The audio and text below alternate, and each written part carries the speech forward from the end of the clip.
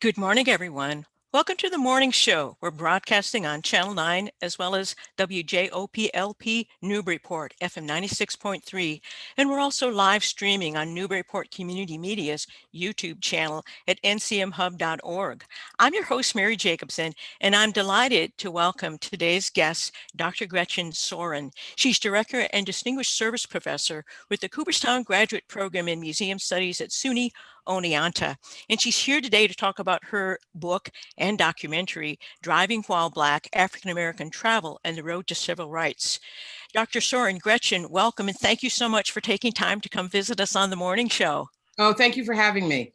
Oh, it's my pleasure.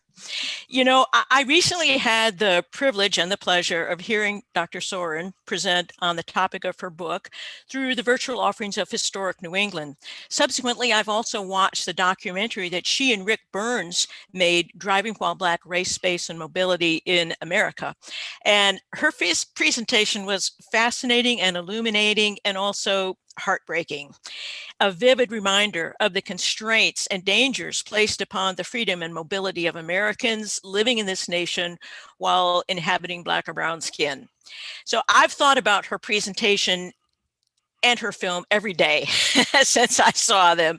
And much of the power of what she has today, as you'll find out momentarily, has to do with her bearing witness, not only to the lure of the open road and the love of freedom and cars that to me seem quintessentially American to most of us, but the extraordinary self-protective measures that Black Americans have always had to take to avoid domestic terror and violence when back.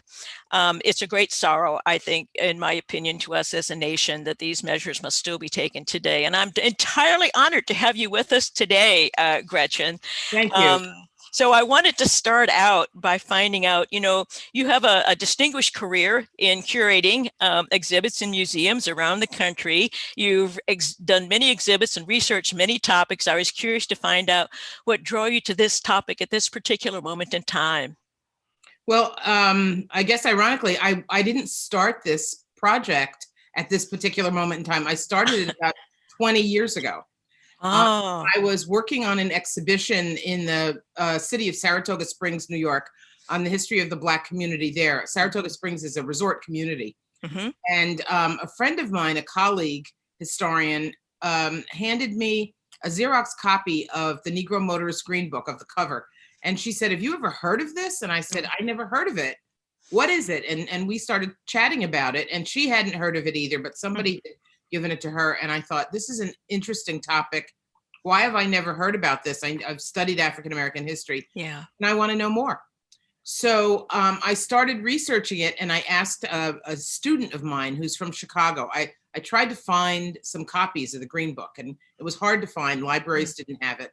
And I found out that the University of Chicago had some copies.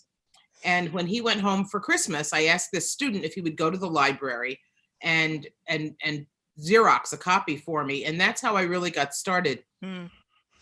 As I did the research on the Green Book, and the Green Book is almost like a phone book.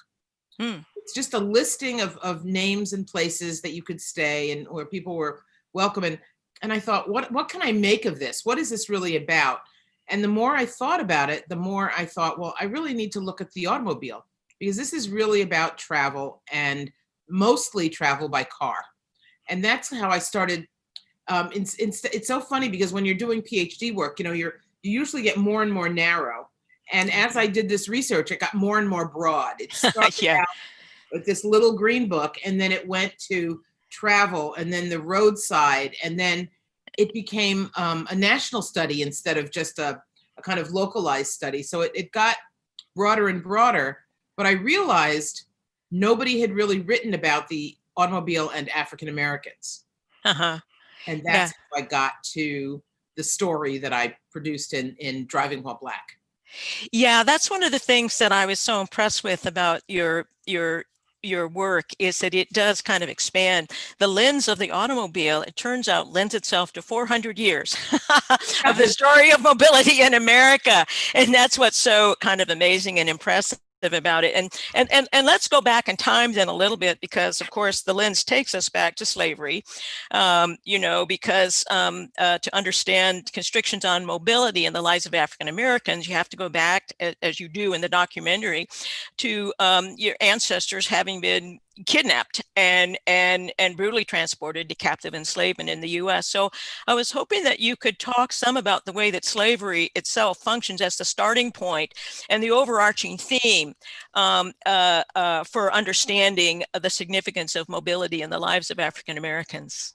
Well, it is that story of going broader and broader and broader and looking at the implications of what started and how we got here. And I really, as a curator, I really am interested in using history. I guess public historians call it the usable past. How do we make the past make sense for the present? And so as I looked at this story, I had to really, in order to understand how we got where we are today, I had to look at when was mobility denied. Mm-hmm. Why were African Americans so excited about the ability to be able to travel freely in their cars? Why was that so important? Well, if you look historically at African Americans, as soon as African Americans set foot in the New World, their mobility is denied. You had to have a pass in order to travel. You had to ask your master, and you only traveled for the master's business. You didn't have the opportunity to travel as you wanted. It was only if you were doing something for your master. And in certain cities, in Charleston, for example, you had to wear a metal tag that said you were off plantation for a particular reason, because you were a blacksmith working for someone else, or because you were doing an errand. So you had your mobility was completely restricted whenever you traveled any place. And so you start to see African Americans taking their mobility by running away. So that's kind of the next phase of, I guess you call it travel for African Americans. They run away when they can. And it's so important to think about, if your mobility is so restricted and so denied for so many years, when you then have the opportunity to move about freely, it's exciting, it's freeing, it's so important that you really want to get out there and do it. And travel had been restricted for generations of African Americans. And then after it was restricted during slavery, it's re-restricted during the Jim Crow period. So even when slavery ends, Jim Crow prevents people from traveling freely. In the South, they used to patrol train stations. Because they did not want African Americans to leave the South to take away their labor force. So if you were at a train station, you were suspect. If you were at a bus station, you were suspect. So it was dangerous, and many people had to flee clandestinely in the middle of the night in order to get out of the South. Circling back again, because I think it's part of the portrait that you're drawing of the conditions for constricted mobility was during the period of slavery. There was basically traveling with a pass, that you had permission to leave the plantation, or there was flight. There was being a runaway. And one of the things that you talk about then in the documentary that I was hoping you could expand upon a bit was the phenomenon of the slave catchers, because in the South, they were the precursors to the police force. And I think, although that got some commentary over the summer while the Black Lives Matter protests were going on, but I think it bears better and deeper understanding about how the phenomenon of slave catchers in the South is a through line in the history of the relationship between law enforcement and African Americans. So I was hoping you could expand on that a bit. Absolutely. I think many of the very first police departments, both North and South, many of the first police departments in this country were the citizens of the community who gathered together each night to catch slaves. So they were slave catchers. and they were empowered. This is legally empowered by their communities to check passes, to patrol the community and make sure that there were no enslaved people running away. But they had another purpose, and that other purpose was intimidation. Yeah. You knew that if they were out patrolling and they caught you, they would beat you. Yeah. They would jail you and return you to your master, and then you would probably be beaten again. So it was not only a patrol that was meant to check those passes, but it was meant to intimidate you, to keep you from running away, and also to control the slave population, because there was tremendous fear among the white population of slave insurrection. Mm-hmm. And that was true. That was true in New York, as well as it was true in Alabama, Mississippi, Georgia. It was North and South. So these police are legal, right, in the slave period. But then once slavery ends, they become, they're still legal, right? We'll think about Bull Connor, who was a member of the Klan. He was a friend of the Klan. He was notifying the Klan when he let African Americans out of jail. He is the police. He is the law enforcement, and he is part of the Klan. And then once civil rights legislation is passed, they become extra legal. So the Klan is still there. They're intimidating the Black population, but now they're no longer a legal entity. Although many of the good citizens of the communities are still members of the Klan. Yeah, there's horrifying clips of Bull Connor, just beating people, with his uniform on, exactly. without any sense of impunity whatsoever, just illustrating your point about the overlap between the slave catchers, the origins of police forces, and then even after the Civil Rights Act, there continuing to be this overlap and this really domestic terror operating with absolute impunity. One of the things that I found really interesting in the documentary, you laid it out as clearly as I've ever seen it laid out, was that, after the Emancipation Proclamation, slaves were free. African Americans were technically and legally free, but they didn't have anything. Right. They didn't own anything. They were homeless and impoverished.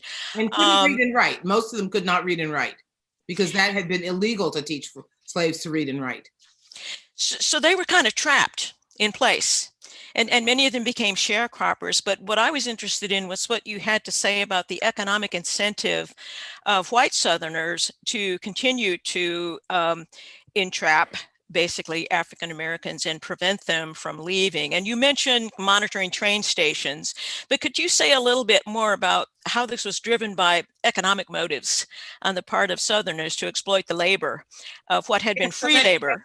That cotton, that tobacco, they still had to be picked. Yeah. And it had been done with free labor for so many years. And now that labor force is free. So that means they need to be paid. But the way to reinforce slavery is with a system of sharecropping, in which the enslaved people stay on the land. They continue to farm it. They continue to grow and cultivate the land, but they're given very little of the profits because they don't own the land. So most of the materials, the work of their labor is still going to the owner of the land. Yeah. It's interesting. I could never understand my own family. My mother's family is from North Carolina. My father's family was originally from South Carolina. The Sullivans, that's my maiden name, they stayed in South Carolina. And if you looked at the census after the Civil War, you see Sullivans, both Black and white, all living together side by side on the property that had once been the plantation. And nobody could afford to leave, and they knew nothing else. Yeah. They knew no other way. They couldn't read, they couldn't write. Excuse me, they only knew agriculture. And that's where they had always lived. That's where their family members were buried. Yeah. They stayed. hmm Well, and as you document, what other choices really were available, you kind of brought home the restriction that if you don't have You have to, economic opportunity, yes. if you don't have equal opportunity for an education, to make a livelihood, then it's a continuation of the trap, really. And in fact, you also talk about the extraordinary backlash after the failure of Reconstruction post the Civil War.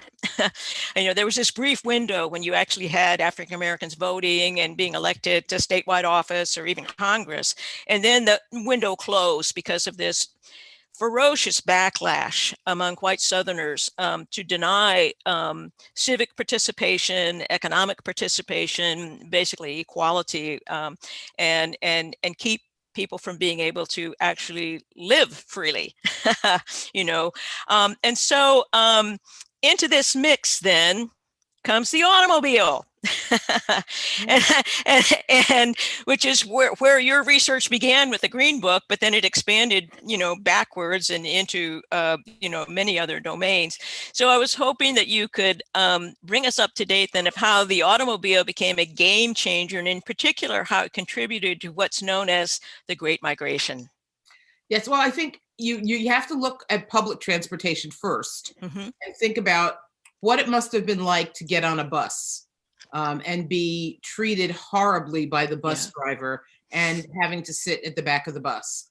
Sometimes bus drivers had guns often, and there are many instances of bus drivers actually shooting people. There's an instance during World War II where a black soldier and a white soldier sit together on a bus, and the bus driver tells them they can't sit together.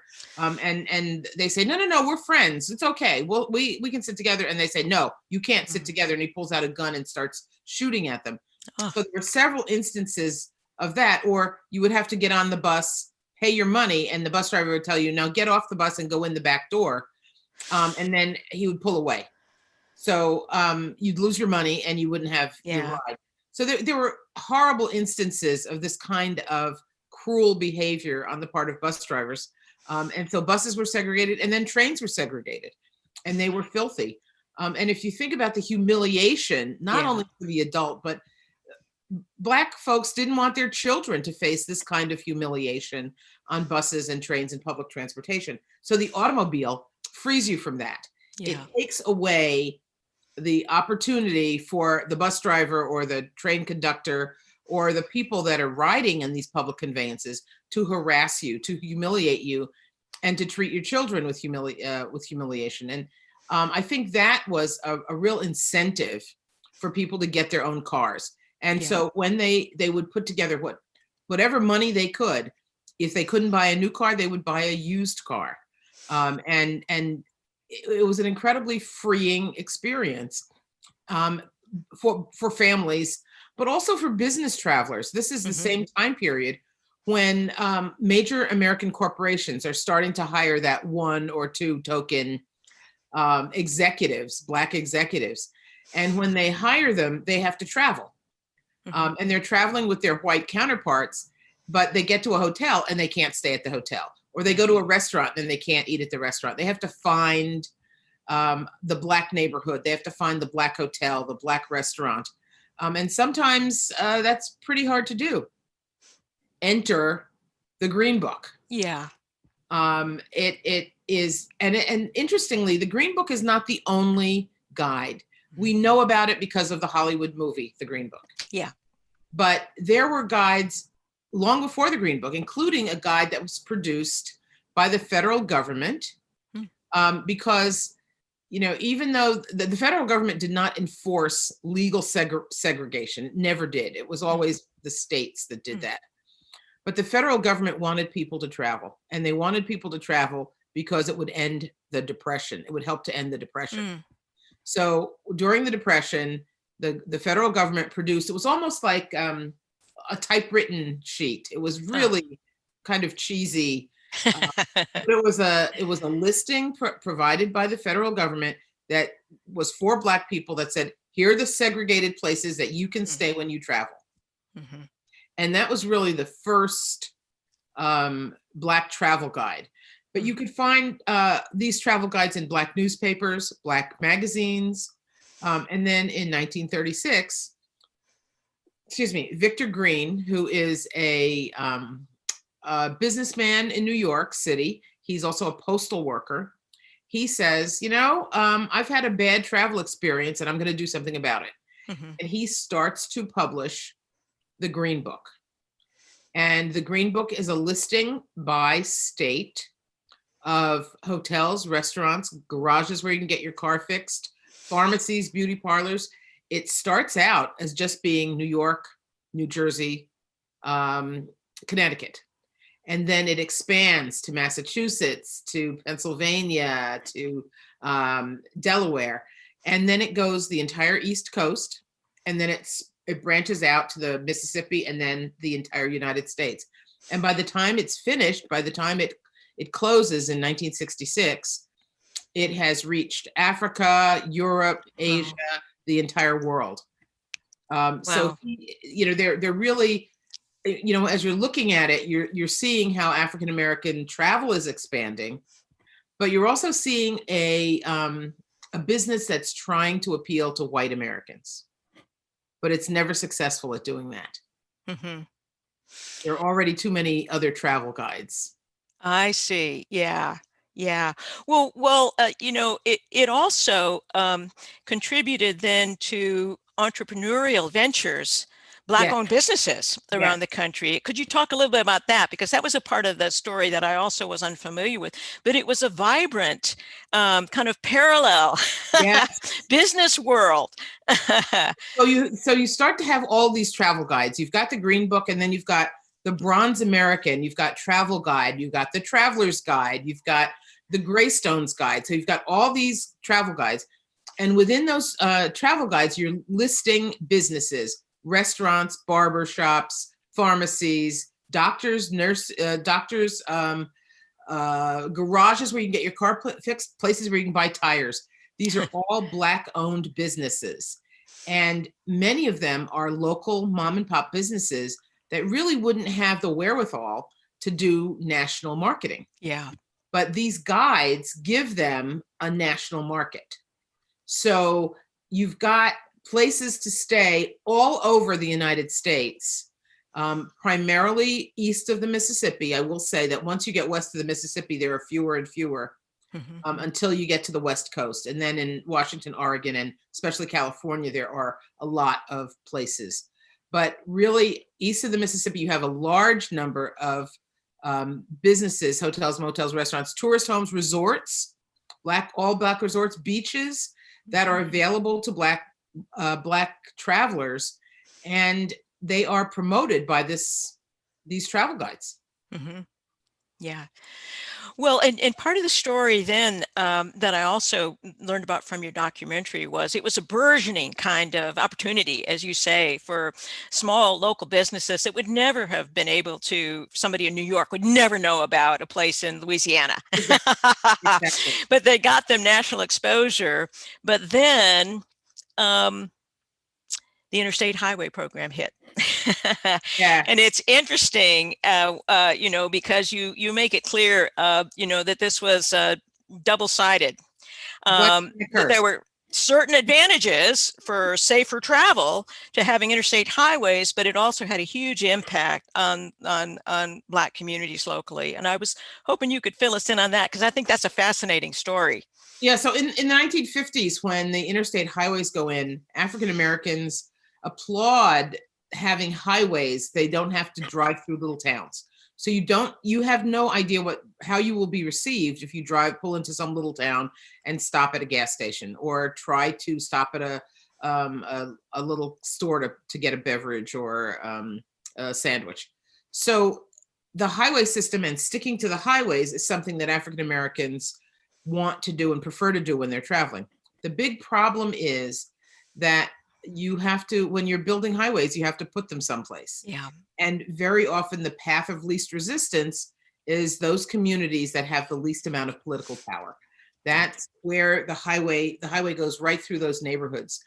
And as we've seen in New York, with Robert Moses, he put highways right through Black neighborhoods and elderly ethnic neighborhoods, because that was the path of least resistance.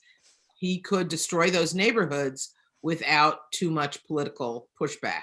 Yeah. And it's true all over the United States that Black communities are destroyed by the interstate highway system. I look at my own grandmother's house, that the house in Fayetteville, North Carolina, that my grandmother lived in. Very nice, middle class brick house. The highway went right through her neighborhood because that was the path of least resistance. So it's a double-edged sword. The highways are a double-edged sword for Black Americans. The other issue is urban renewal. And in the 1960s, when urban renewal hits and many main streets are changed and revamped, and new roads are put in, African American communities are destroyed. So many of these businesses are destroyed. And if you look at the Green Book now, if you take that Green Book, I was asked recently to talk about the sites in Albany, New York, the capital of New York State, which ones are still there. And I looked in the Green Book, and there were a couple of streets I just had never heard of. I had never heard of the entire street, and I'm pretty familiar with Albany, and realized that those streets are now under the Rockefeller Plaza. Because when Governor Rockefeller built his monument, he built the State Museum, and he built the theater downtown, and the Empire State Plaza. He just plowed right through the Black community, and those streets no longer exist. They haven't existed since the 1960s when the plaza was built. And that's what happened in many communities. They just wiped out large pieces of the Black neighborhood, as well as many, many historic buildings. You know, in a lot of communities, you go and you find that main streets were destroyed because of urban renewal. Well, you know, in the documentary, there are some images of these vast highway overpasses, and then you see that just gutted whole neighborhoods, and they tell the story.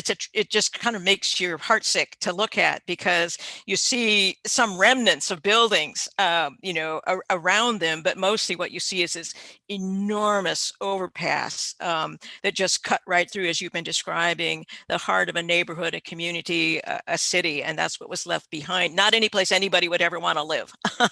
No, exactly. So. Yeah. And they put up, the one I think you're talking about is in New Orleans, and they put up images on the pillars, on the concrete pillars, but it certainly doesn't make up for the destruction of the buildings. Yeah. And the neighborhoods, and the scale is ruined. The buildings that are still there, very small in comparison to these massive concrete pylons. Well, you know, Gretchen, you've clarified the double edge of the highways, and they were in some ways a safer means of travel, although it was a steep price to pay. But I also learned some things about some of the hazards that Black Americans would encounter while driving, and one of them was the existence of sundown towns. Now, I'd heard of that before. There was a vague memory that I used to know what they were, but it brought it back to me. What an astonishingly hazardous, really, how much domestic terrorism there was. And people were not subtle about it, was the lesson. You know, they were very overt about it and clearly felt no need to be subtle or to hide there. So could you talk about the phenomenon of the sundown towns? Yes, and so much of this was reinforced by government practice, if not by law. So a sundown town was a community, a town, where African Americans could work during the day. You could work as a maid, or you could work in any kind of service as a gardener, but you had to be out of the town by 6 o'clock. Yeah. And white people in these communities believed that if even one person moved into their community, it would destroy their property values. And so they wanted to keep all Black people out. And this was done, there was signage actually at the beginning and ending of these towns telling Black people they needed to stay out or be out. There was one community in the Midwest that actually had a siren that went off at 6 o'clock, which was you had to get out of town. If you heard that siren, it was time for you to leave. And these were communities that sometimes had protective covenants on the property. So you could actually find a written document that said you cannot sell this property to blacks, and often to Jews as Jewish Americans as well.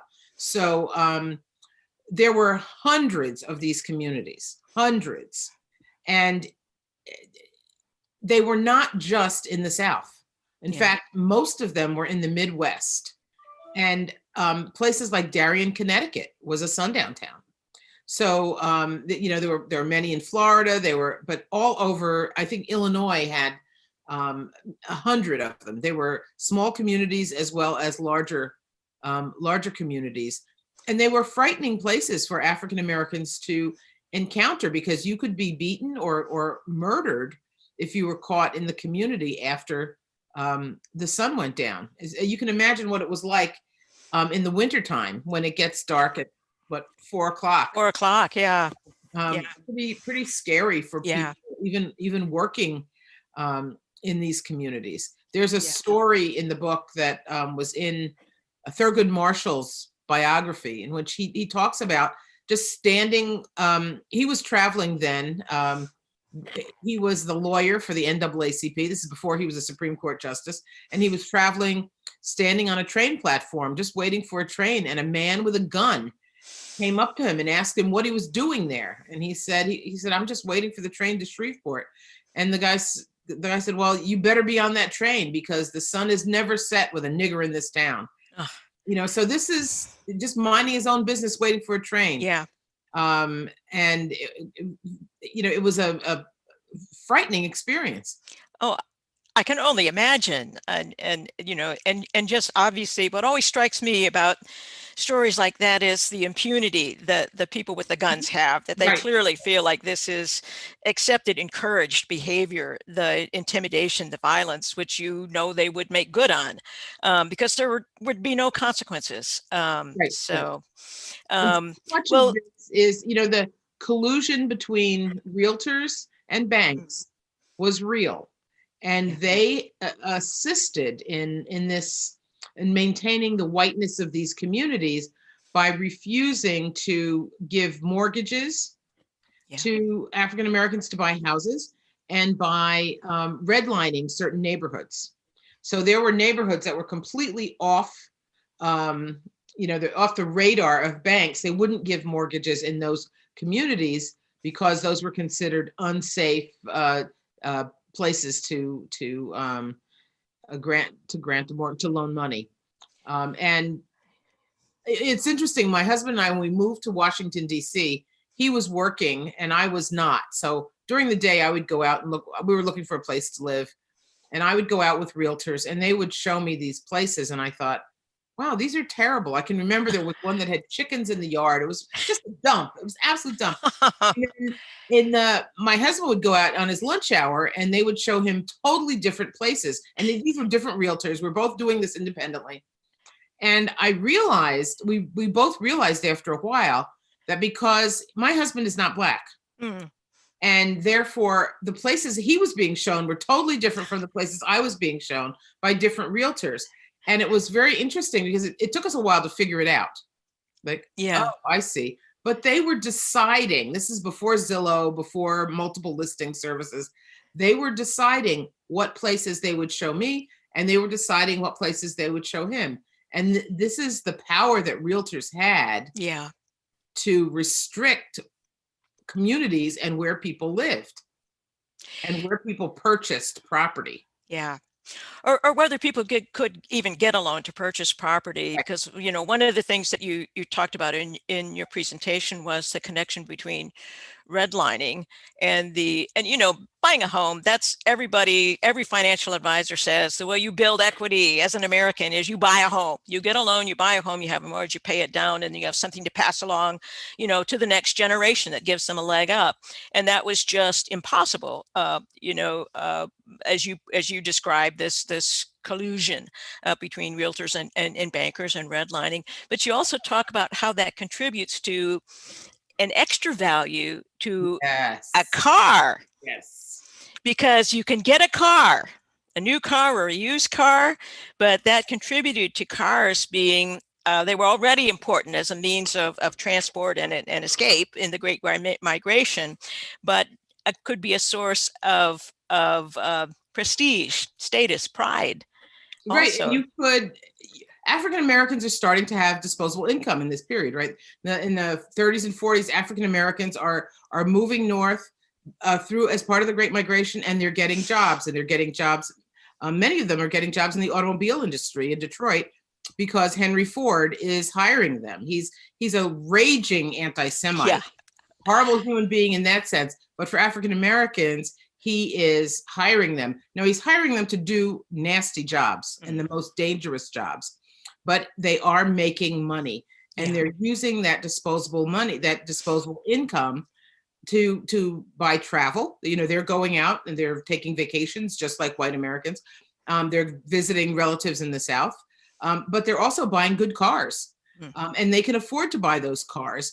And one of the reasons they can afford to buy those cars is because they can't get a mortgage. The Black neighborhoods are redlined. They can't get a mortgage. So they put more money into a fancier car. Yeah. Which, by the way, angers many white people. Why does that Black person have a better car than I do? They didn't think that was appropriate, that Black people should have a Cadillac or that Black people should have a nice Buick, which, by the way, was the most popular car among Black people, was the Buick, because it was reliable and it had a big trunk to carry all your gear, and it was hard. It was big and heavy and hard to turn over. Buick was a very, very popular vehicle. You had some slides of Buicks in your presentation with those giant fins, and I remember Cadillac. Yeah. That was a Cadillac. Oh, okay. but I remember that style of car. My parents had cars like that. Oh, and did they? they also had, in addition to huge trunks, they had just caverns of back seats. Yeah. Enormous. You could fit 5 children in the back seat of one of those cars. But you could also sleep there if you needed to. And if you could not find a hotel, you brought your blankets and your pillows, and you could sleep in your car. Yeah. Well, the other thing that's fascinating in your presentation in the documentary was the connection between cars and the civil rights movement, and how cars made an extraordinary contribution and helped sustain, really make possible something like the Montgomery bus boycott. So Gretchen, I was hoping that you could talk to us about the relationship between cars and how they facilitated the civil rights movement. Yeah, I don't think the civil rights movement could have happened without the car. If you think about what was happening, people were going south and they were registering voters, and they were driving all over a particular county to register those voters. So you went door to door, and you needed a car to do that. You couldn't walk an entire state or an entire county. You really needed a car. So that was the first thing. The second thing was, if you flew into a community, a city, for a march or a demonstration or a boycott, you really needed to get from the airport to your Black hotel. Taxi cabs would not pick you up at the airport. The Black cabs did not have contracts to pick up people at the airport. Only the white cabs could pick up people at the airports. So what civil rights workers had to do was to rent a car. Yeah. That was the only way to get from the airport to your hotel. And so that's what they did. They rented cars. And the third thing I think that was really important, if you wanted to boycott, there were multiple boycotts. The Montgomery boycott, bus boycott, is the most well-known, but there were other boycotts in the South.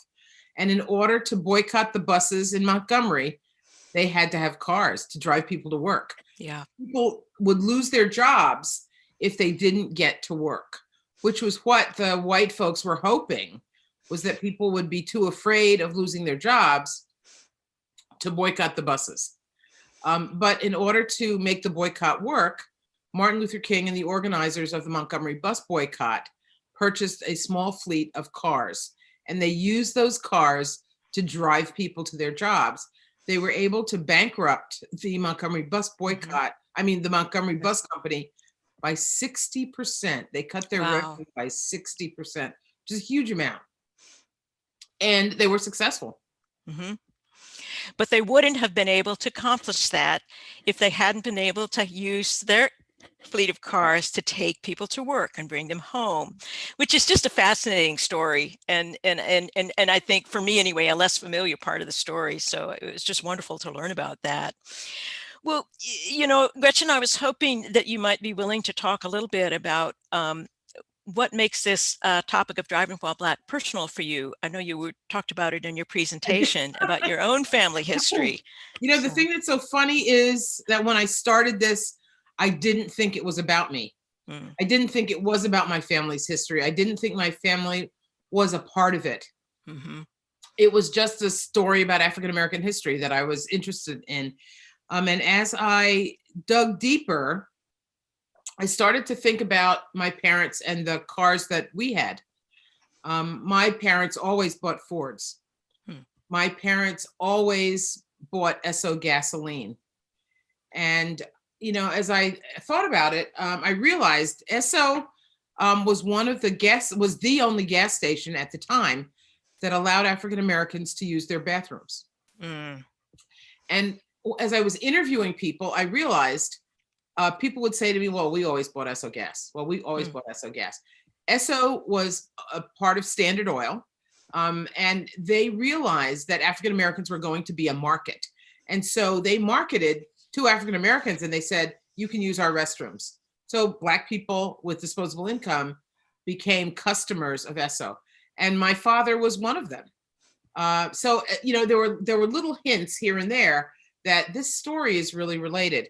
And then I realized that we used to go every year back to Fayetteville, North Carolina to visit my grandmother when I was a kid. And on that trip, we never stopped. Yeah. We went from New Jersey to Fayetteville nonstop. We drove at night. We got up in the wee hours of the morning at 3:00 in the morning and left, which my brother and I thought was totally insane. Why did we have to drive at 3:00 in the morning? Well, I found out as part of this research that African Americans liked driving at night. You were less likely to be stopped. Yeah. Because it's harder to tell who's in the car driving at 3:00 in the morning. So it made all of the things, the blocks started to fall into place, that these were customs that my father and mother adhered to, that just it never dawned on me that this was part of driving while Black. The never stopping. And every year we had one of those big green metal Coleman coolers. And the coolers. Yes. Yes. Oh, yes. Really heavy, those old metal ones. Yeah. My mother would fill it with food, enough, for a huge picnic. And we would take that in the car. And we never stopped at a restaurant to eat. Mm-hmm. We always ate by the side of the road. And, and I just thought that was what everybody did when I was a kid. And as I started putting the pieces together, I realized that they were following all of the kind of rules for driving while Black that I came across as I interviewed people and as I talked, as I did the research and read the recommendations in prescriptive literature, like newspaper articles talking about travel. They did all of those things. Mm-hmm. So I realized, this is about me.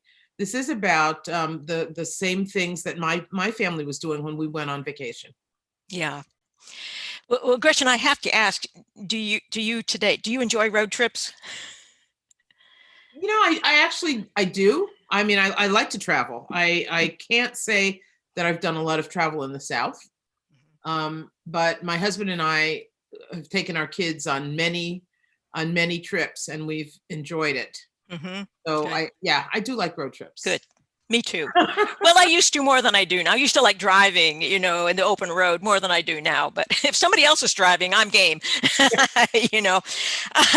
Well, one of the poignant, really touching parts of the documentary is the section where you talk about the talk that Black parents have to have with their children about how to be safe when driving while Black if there's a traffic stop. And I wanted to find out, do you think, in your opinion, do you think that as a nation, we will reach the point where you and every other Black parent will no longer have to have the talk about how to interact with police officers to preserve their lives?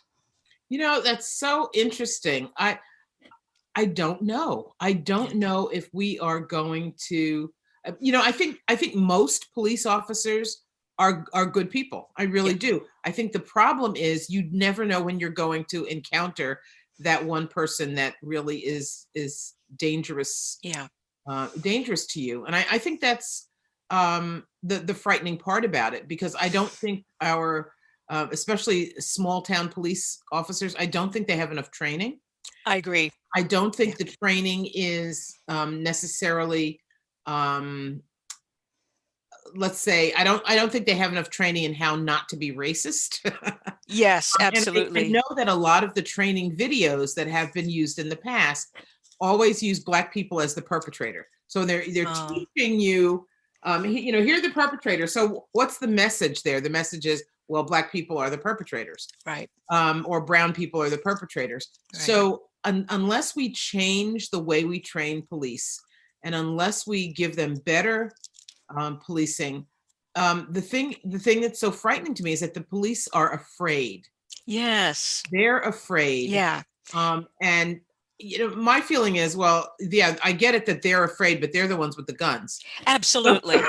They have the badge and the gun. That's Yes, right.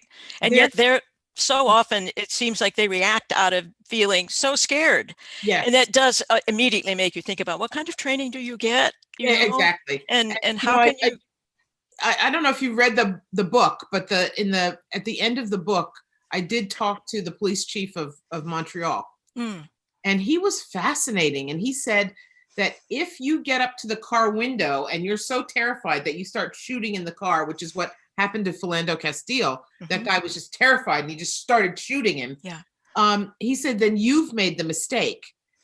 You should never, if you're that afraid, you shouldn't even approach the window. You right, should be back behind the car, and you right, should tell the person to put their hands out of the window. yeah, The whole idea of preserving life is mhm, so important. yeah, And you don't get the feeling that that's something that that all of the police officers, the timid, right, afraid ones, are just, right, they shoot first and then yeah, try to explain it. So it there are President Obama convened a task force on policing. mhm, yeah, The report is online. Anybody can see mhm, it. It's got very good yeah, recommendations. There are things like, if you're a bad police officer and you get fired by one police department, all you have to do is move and you can get yeah, hired by another. That shouldn't happen. That no, should happen absolutely, anywhere in the country. yeah, But there are good recommendations in that report mhm. that just never got followed through with the Trump administration. Well, hopefully we're entering a new era that will Hopefully. afford some hope. Um, I hope so. We all hope so. you know. So I well, think well, most police officers are good and want to do the yeah, right thing and are embarrassed by. I do think police unions reinforce this idea that police can do no wrong and we're just yeah, here to help. And yeah, yeah. I think it's perhaps an underemphasized story, the impact on good police officers who want to serve and yep, protect yep, of the all the I publicity agree. about and all the circle the wagons attitude, Mhm. the thin blue line kind of effect. So I think you're right. anyway, Gretchen, you have so much that's so fascinating and so eye-opening. I'm curious to find out what has the reception been to the book and the documentary. Actually, it's been really, really positive. Great. People have really responded, and I call it testifying. People want to tell their stories, Yeah. and I've gotten a lot of emails about people telling their stories and saying, I'm a 57-year-old white man, and this is what happened to me, or this is what my experience has been. And I've gotten, I was saying to my husband, I've been saving the stories that I could write another book just based on the stories that people have been sending me. Wow. When I did write an article for, oh gosh, it's not Car and Driver, what's Motor Trend. Oh, I forget a magazine that I read. Um,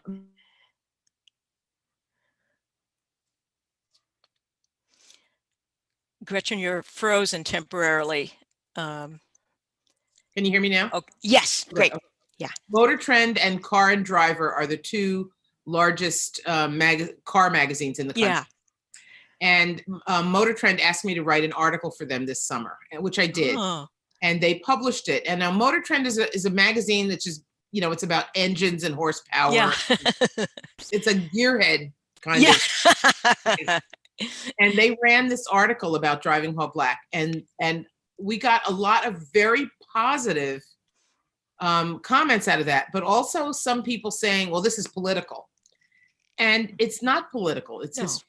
It's history. And the editor, Mark Recton of Motor Trend, he really took the position that this is history and this is a part of history that affects drivers of cars, and that they should do it. They should talk about it. So he really was quite amazing. But I think some people see this as a politically motivated approach, which I do not. I see it as helping us figure out why certain things are the way they are today and how we can make it better. Yes, and that's important. And we can't make it better if we don't know the truth, if we don't study the history. History is hope. A friend of mine says that, and I think it's true. History is hope. So it's not political, it's hopeful. And hopefully the more history you have, you build better politics. Let's hope so. Anyway. It's not always pleasant. I mean, it's not a happy story. The entire story is not a happy story, but it does explain how we got to this point, and it does explain this tension between law enforcement and African Americans. African Americans are more afraid of the police than the police are of African Americans. And understanding that even is something that's very important. Yes, absolutely. After all, the police are the ones with the guns. Yeah, and the sticks. And often, as we were saying, it would appear insufficient training to be able to protect themselves and the public. So, Gretchen, I want to let people know that they can watch your documentary. Was on PBS, but I watched it on Amazon Prime, so you can go there and find it, everybody. And I know PBS has now pulled it out from behind the paywall, so you can actually go to PBS and see the documentary for free. Excellent. Courtesy of General Motors, the maker of. Wonderful. And the book is obviously on Amazon, but I believe you're also a supporter of independent bookstores. Yeah, I do tell people that if they go to bookshop.com, they will be supporting independent bookstores, which I think is important. Finally, before I let you go, I did want to ask, I know that authors and curators work way down the road, so you're probably working on something else by now. Actually, what I'm working on is education materials to accompany the book and the documentary. Oh, wonderful. We're putting together some curriculum materials and some discussion questions and discussion curriculum for high school kids as well as colleges. And I think that'll be helpful. So to accompany both the book and the documentary. Wonderful. I'm so glad to hear that.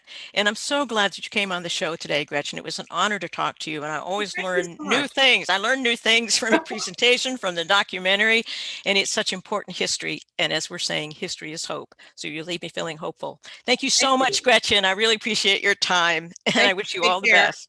You too. Bye-bye, Gretchen. Thanks for watching, everybody. That's it for today's show. I hope you'll join us next Thursday at 9 a.m. for the morning show on Channel 9.